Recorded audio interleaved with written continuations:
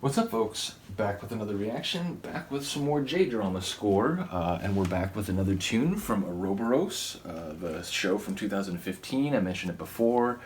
It's this stylized Shakespearean, like crime, like detective drama, which, I mean, it's just so well written, so well acted. The music is fantastic. So again, highest possible recommendation.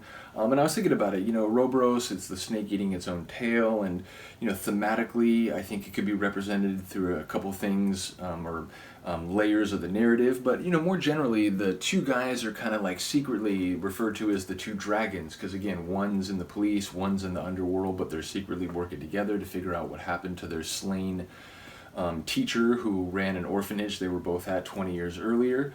So the two dragons, it's like the Ouroboros are sort of like turning to themselves, so it's kind of stylized within the context of the two main guys of the show, played by Oguri Shun and Ikuta Toma.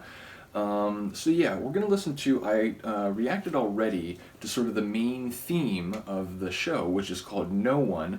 I mentioned it before, there's a female vocalist, but I don't know who she is, because the whole soundtrack is just listed as being the production of Kimura Hideakira. So yeah, that track is called No One, main title. Go back and listen to it. It's kind of like Eastern Asian like influence, like alternative rock. The sort of breakdown section kind of has an East Asian flavor, but then the main part of the tune is kind of like female vocal led alternative rock. Very cool tune. I enjoy it a lot. Well, this is a different version of No One. And it's called No One, the Guitar and Strings Quartet remix, or no, version, the Guitar and Strings Quartet version. And I'm going to tell you, I'm going to do my best not to get emotional during this reaction, but I will tell you, this is one of the more emotional pieces in the tune, in the show. I mentioned the tune Missing Link. I also reacted to that. I highly recommend you give that a listen. That's using some of the more dramatic moments in the show. This tune is used in many of the most emotional, the most like heartbreakingly sad or like, wistfully reflective moments in the show. So the emotional content of this one, I think, is just high anyway. It's another thing where like the sonics of it, I think, are sad and kind of melancholy and reflective. But again, if you know the context of the show, it just hits exactly what it's going for so perfectly. So again, like, there are a few moments in this show I mentioned where the narrative revelations are just shocking and like, oh my god, and like very emotional. And then like in some of them, this track plays and it's just like, again, there were moments where if I wasn't like formally weeping, I was very misty-eyed and on the edge. So hopefully it doesn't happen here, but if it does, you'll know why. Let's get to it. This is Kimura Hideakira, the track No One, but it's specifically the Guitar and Strings Quartet version. The show originally is from 2015.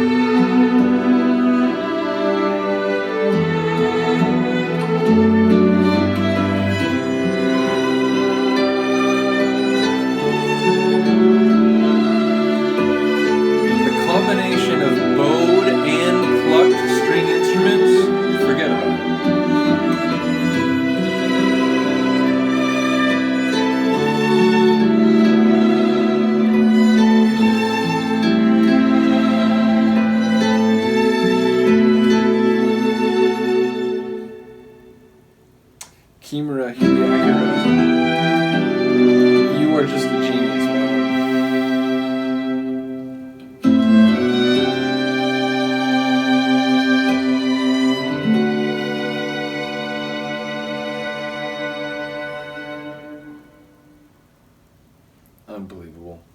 Again, it's like on both levels. I think it's just a beautiful piece of music. Like anyone should be lucky enough to have a piece of music that beautiful like played at their funeral. I mean, it's really on that level of having such depth of emotion that you could use it in that context and it would not feel like in any way, like you were cheapening the passing of a respected individual. Like it just really has that level of emotional power, at least for me. And then also, again, if you know the show, it's like I'm just flashing to like scenes where I remember it being used, or at least, where I remember sort of dramatic sort of moments in the show, again, especially as it refers to like, or relates to them, thinking of their old teacher or showing flashbacks of her and, before she was murdered and so on. So yeah, it just really works as a piece of music in of itself, and also in the context in which, or for which, it was intended. So once again, big ups to Kimura Hideakira. Yeah, like I said, we're going to go through most of the soundtrack. There's one or two pieces, I mentioned it before. There's a couple like, silly dialogue scenes, and there's a couple pieces that are used and that they're much lighter and sort of quirky. So I don't know, maybe I'll react to one of those. But bottom line, most of it is sort of dramatic or powerful or sort of gritty. So yeah, there's a lot of great tunes left to go. Let me know what you think of this. I really love that version. I mean, I like the main song, but that is just like, it goes to a higher level when it gets more tender and instrumental. So yeah, let me know what you think. I will see you next time. Peace.